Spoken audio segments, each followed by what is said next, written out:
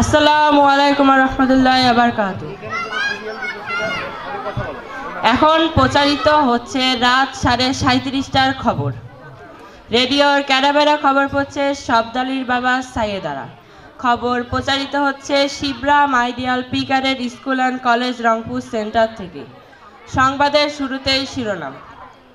রংপুর জেলার হারাগাছে বিড়ির ধোঁয়ার ভিতর চাউলের খনি পাওয়া গেছে। সাহেবগঞ্জের বটতলায় শেয়ালের গাড়ির দুর্ঘটনা। কুইচ্ছে মুরগি বনবিড়াই ধরে পলাতক। এতক্ষণ শুনলেন শিরোনাম, এখন জানবেন বিস্তারিত। খবরে জানা যায় কুদা ফকিরের বাড়ি থেকে ভোলা ইকরা রঙের হাঁসটি ধরে নিয়ে যায় ক্যাবলা। হাঁসটি ধরে নিয়ে যায় পশ্চিমবঙ্গ ভারত থেকে। রাতের বেলায় দাবড়াদাবড়ি হয়, এখনো কোনো সুসংবাদ পাওয়া যায়নি। সকালবেলায় খবর পাওয়া যায় কেন ফকিরের দরগায়। খবরে জানা যায় হাঁসের কোনো ক্ষয়ক্ষতি হয় নাই, তবে বনবিলায় লোমকয়দা সব ঝরে পড়ে গিয়েছে।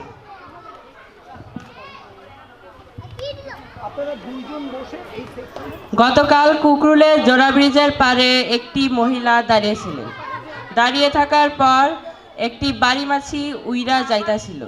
খবরে জানা যায় মহিলার অন্যায় বাড়ি লেগে বাড়ি মাছিটির ৩৬টি দাঁত ভেঙে জায়গায় পড়ে যায়। মাছিটি আরও দুঃখ প্রকাশ করেন যে সে তার দাঁত দিয়ে কোনো কিছু চিবিয়ে খেতে পারছেন না। আমাদের কদবেল হায়দার বাড়ি মাছিটির দাঁত লাগানোর জন্য ৫০ লক্ষ টাকা পুরস্কার প্রদান করেন। গতকাল রংপুর জেলার হারাগাছে বিড়ির ধোঁয়ার ভিতর চাউলের খনি পাওয়া গেছে। তাতে ৩টে কি ৩.৫টে চাউল পাওয়া গেছে, আরও পাওয়া যাবে বলে আশা করা যাচ্ছে। এসব চাউল তোলার জন্য আমাদের মণিকুমার জটকুলি ঠিক করা হয়েছে।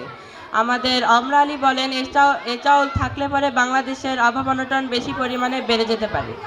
তাই এ চাউল বিদেশে যাবে বলে 4টি পোস্টার জাহাজ আমাদের চিকলির বিল ঘাটিতে ঘেঁষাঘেঁষি করিতেছে।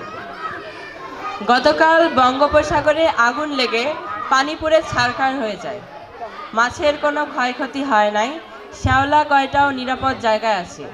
আগুন লাগতে লাগতে উপকূলের কাছাকাছি চলে গেলে আমাদের কাঁঠাল চৌধুরী বলেন, আগুন লাগতে লাগতে উপকূলের কাছাকাছি চলে গেলে অনেক ঘরবাড়ি পুড়ে যাওয়ার সম্ভাবনা রয়েছে। তাই আগুন নেভানোর জন্য আমাকে রংপুরের তরফ থেকে 7 বস্তা পেট্রোল ও 14 বস্তা কেরোসিনের তেল পাঠানো হয়েছে। গতকাল অরিচার ঘাটিতে একটি হাতি যাইতাছিল। হাতিটি যাওয়ার পর ফেরিখানা নষ্ট হয়ে যায়। খবরে জানা যায় হাতিটি 15-16 খান বাস বুঝাই সত্ত্বে যাইতাছিল। হাতিটি রিমিঝিমে করে যাইতাছিল। এক রয়না মাছের পাড়ায় হাতিটি চ্যাপ্টা হয়ে যায়। হাতিটি চ্যাপ্টা হয়ে যাওয়ার পর বাস কারখানা দরদর করে পানির ভিতর পড়ে যায়। খবরে জানা যায় বাসের ভিতর যত লোকজন ছিল তাদের কোনো ক্ষয়ক্ষতি হয়নি, তবে বাস কারখানা হাত ফেল করছে।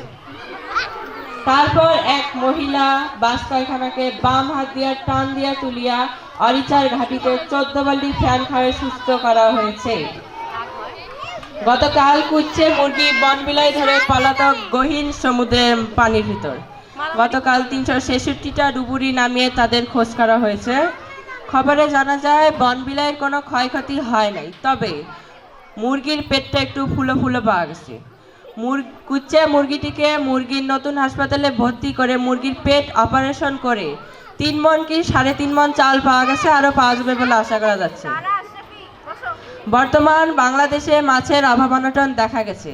এর একমাত্র কারণ বুড়িগঙ্গা নদী দিয়ে একটি মাত্র মায়াপুরীর জাহাজ যাইতেছিল। এক কাইল্লা মাছের সাথে মায়াপুরীর জাহাজটি অ্যাক্সিডেন্ট হওয়ার কারণে জাহাজের ভিতর যত মায়াপুরী ছিল সব মাছে খেয়ে মাছের সন্তানাদি বন্ধ হয়ে যাওয়ার কারণে বর্তমান বাংলাদেশে মাছের অভাব অনটন দেখা গেছে।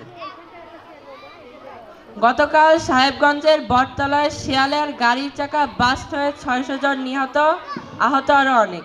নিহতদেরকে জ্যান্ত পুঁতে ফেলা এবং আহতদেরকে মুরগির নতুন হাসপাতালে ভর্তি করা হয়েছে। সবশেষে আবহাওয়ার খবর।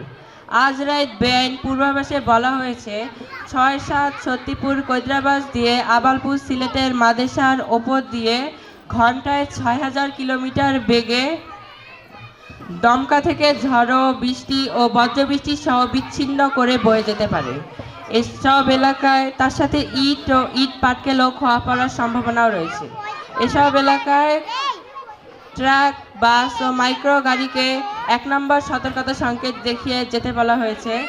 আর এইসব এলাকায় বাইসাইকেল, সাইকেল ও মোটরসাইকেল এবং মকবুলের ঘোড়ার গাড়িকে ঘরে বাইন্ধে থুয়ে বসে থাকতে বলা হয়েছে। আবহাওয়ার পূর্বাভাস রাত বেইন পর্যন্ত বলবৎ থাকিবে। আগামীকাল সূর্য উঠিলে আর ডুবিবে না, সূর্য ডুবিলে আর উঠিবে না। খবর শেষ হলো। আল্লাহ হাফেজ।